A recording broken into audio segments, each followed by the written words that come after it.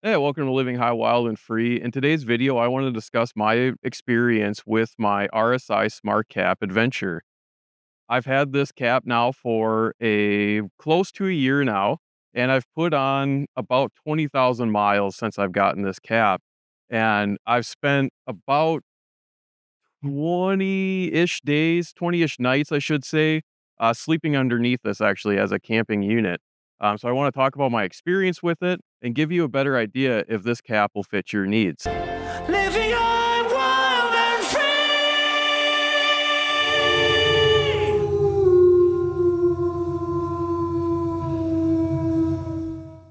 To give a little bit of overview of what the cap will be mostly used for me is hauling my gear. Now, this is a great example with the canoe on top. In the summertime, there'll be transportation of my canoes that I have, and then also protecting my gear that's inside, giving me extra space to load up camping gear or whatever I have in the vehicle. And so for me, the canopy is what I use to protect my gear against dust, water, in the winter, snow, ice, those sorts of things. And it also gives me the ability to, haul more of that gear or meat if I'm hunting, those sorts of things. And so that's not really unique to this topper, but that's really what I use it for. That brings me to the point of this air vent right here. Now, RSI advertises that air vent to be something that creates a positive pressure inside of the canopy to keep dust down. And I travel on a lot, and I mean a lot of dirt roads. Oh boy, look at that muddy truck and this muddy boat. The road is rough. Holy. And now in the summertime, it can become very arid, like very dry, and those dirt roads create a huge dust plume. Previous toppers, within a day, sometimes of traveling, especially if I do long stretches of dirt roads, that the entire everything in here, I mean everything, has just a layer of dust like everywhere in it. Now I've opened up the side doors to kind of show, hopefully it shows up well on camera here, just the layer of dust that's occurred over, I'd say roughly 50 miles of traveling on dirt road. I would say that from my experience, the actual floors get the worst of it, that it almost seems like the the pressure or the ventilation pushes the dust down, and so it's more quickly to settle when it is present in the cap, more towards the floor where you can see like on this water jug that has traveled. The rest of this hasn't traveled much on dirt roads, but this water jug has, and you can see that it is dusty. Hopefully, it's showing up well on camera, but there is just a thin layer of dust all over this water jug, but it's not anywhere near what the bed looks like.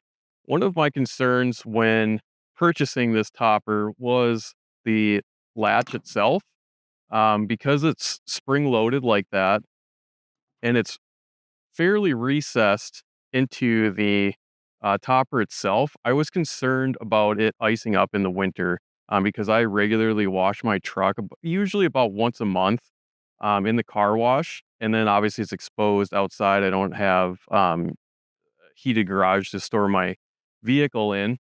Well, actually, I do. I just have it loaded with other stuff. But anyways, it doesn't. It spends its life outside, and so I was really concerned about when I go to wash it, that water seeps in here and ices this all up, creates difficulty with actually locking the door and then opening it up itself. And I found that it is a bit tricky.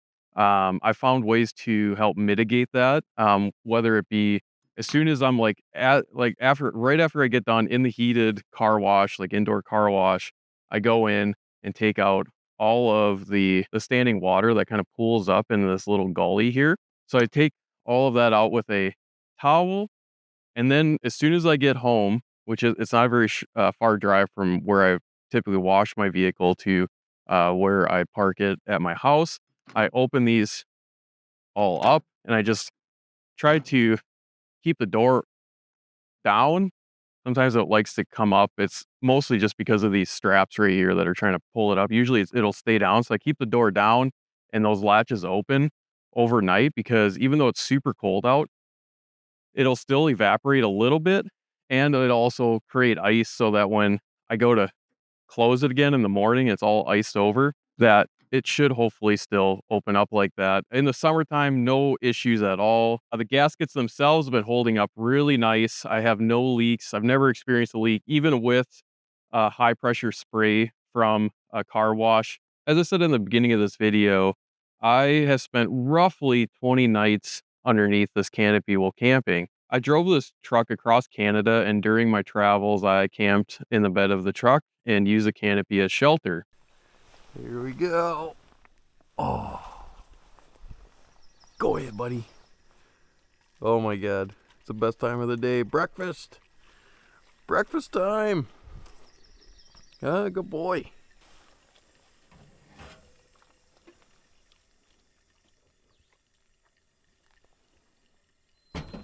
Oh, breakfast. I like the versatility of it. I like the simplicity of camping underneath it. I also like that when I did travel on dirt roads, that when I got to my, camping spot for the night, that it wasn't just this thick layer of dust underneath the truck that I then had to either sweep up or just accept and lay in and then just get all dusty and gross and all that stuff, which I've done plenty of with my previous other trucks and canopies. So that was really great. And then beyond that, it was basically the same as camping underneath a more classic fiberglass canopy. The one big difference that's kind of obvious I didn't really think of when I purchased this topper is that it's metal, and so when it rained, it amplifies the sound of the rather than having a kind of a deadening sound from the fiberglass, the metal itself, and especially in this kind of chamber that I've created, right? And I found with using earplugs that it was fine. It mitigated that and allowed me to sleep soundly at night, even in rain events. And I didn't experience any water getting in. I wasn't wet during that. So overall, it worked well. But if you're a very sensitive sleeper, it might be something to think about. Something that I do really appreciate with this setup is that it is very secure against bears. That I feel very safe even when, I have plans to travel out to the coastal region of British Columbia next year to salmon fish. And during that, I'll camp. And that region in northern British Columbia is absolutely infested with grizzly bears, which I think is wonderful. I am not somebody that wants to, propagate that, bears are a bad thing. I think it's wonderful. I love interacting with them. But that all being said, they are extremely dangerous. They are incredible animals and incredibly powerful. For the most part, they don't want anything to do with humans, but the odd bear might come into camp, might be checking out things, it might be curious, it might not even be aggressive. It just might want to be checking things out. See, it smells food, it wants it to eat, totally understandable. This topper I feel is very secure even against the most large grizzly bear out there. I can't imagine that the bear itself can get in, except one thing. So say I'm out in bear country and I want to be extra secure and I'm sleeping inside of this. It's all locked up, everything, the side doors, everything's all locked up. There's one thing that I think is to me the largest oversight of this whole aspect is that I feel a lot of people would potentially sleep inside of their bed. I don't feel that I'm unique in that. For people that want this style of canopy and are willing to kind of pay that premium for it, not everybody's going to be having an overlanding tent. So when I sleep at night, these locks have to be unlocked. The door can close by itself like this, but it cannot be locked up.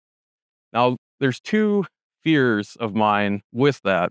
Overall, almost 99.99% of all cases, it's not a big deal. I wake up in the morning, I push from the inside, pop, reach in, push this button, boom, just like that. I'm out. What if in the middle of the night a trickster comes in?